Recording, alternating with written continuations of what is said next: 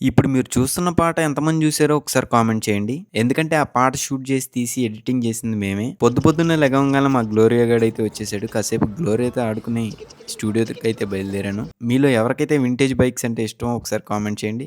నాకైతే vintage బైక్స్‌లో RX 100 favourite. అందుకే నేను 1 ½ ఇయర్ క్రితం ఆ బండి కొనుక్కున్నాను. అదేసుకెళ్దాం అని జెప్పేసి తుడిచి వెంటనే స్టూడియోకైతే ఎళ్ళిపోయాను. స్టూడియోకి వెళ్ళంగాల్నే అందరూ ఎవరి పనుల్లో వాళ్ళు బిజీగా ఉన్నారు.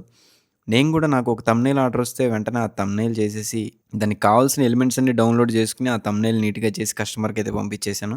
నా వర్కయితే కవర్ సాంగ్ అయితే ఒకటుంది. ఆ ఎడిటింగ్ చేస్తూ సగం కంప్లీట్ చేసేసి లంచ్‌కైతే ఇంటికెళ్ళాను. ఇంటికెళ్ళంగాల్నే మా గ్లోరియా గాడైతే రెడీ అయ్యి ఉన్నాడు. ఎక్కడికిరా అని చెప్పి అడిగితే షాపింగ్‌కెళ్తున్నారంట. అందుకే ఫుల్ హ్యాపీగుంది.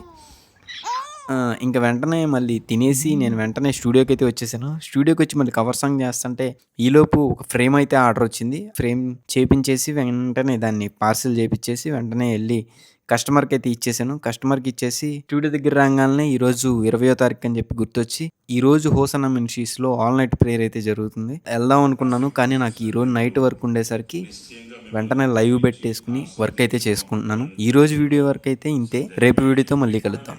బాయ్. నిశ్చయంగా నా దేవుడు మీ యందు కృప చూపుగాక.